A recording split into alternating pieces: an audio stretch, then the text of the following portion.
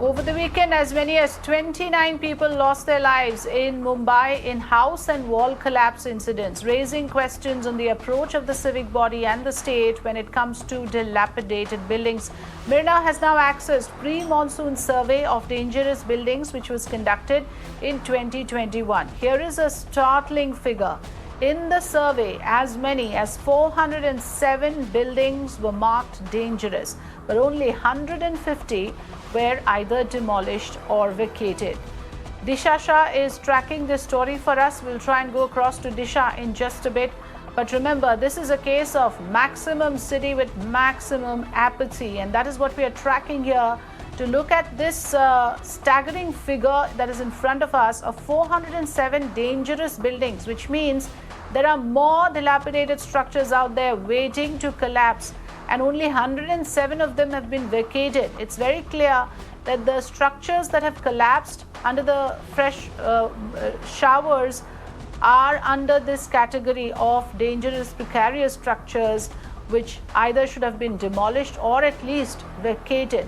Let me go across to Disha with more information on this. Disha, this is something that we have been raising here on the channel, that the fact that the civic body is not taking this job seriously enough of identifying the vulnerable buildings, those that require demolition, or at least ensure that people do not put their lives at stake by living in those structures.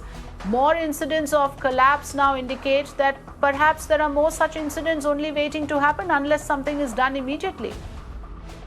Well, certainly, Afrida. I mean, this particular information that Mirror now has accessed, it is found that over 60% of the dilapidated buildings were not demolished by the BMC before the monsoon. So dilapidated buildings are the ones which comes under the C1 category, which is extremely dangerous category where you cannot really live. But you have those structures have to be immediately pulled down, and those people have to be shifted somewhere else. But here, of course, out of 407 dilapidated buildings across the city that BMC had found in its survey, they managed to demolish only about 150. Of the remaining number of buildings, BMC says that 73 of them had gone to the court, so they had got the court stay orders.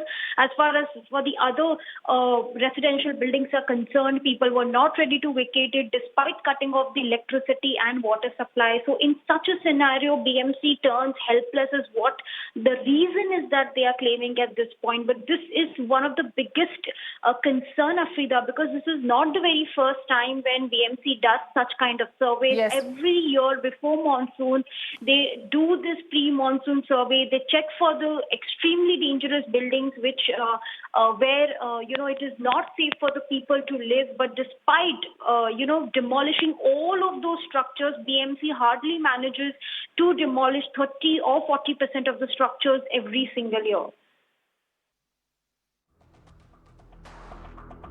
Yes, and it would simply not do for the ruling party in the state to say that this is because of nature's fury, this is because of unprecedented heavy rainfall within a limited period of time.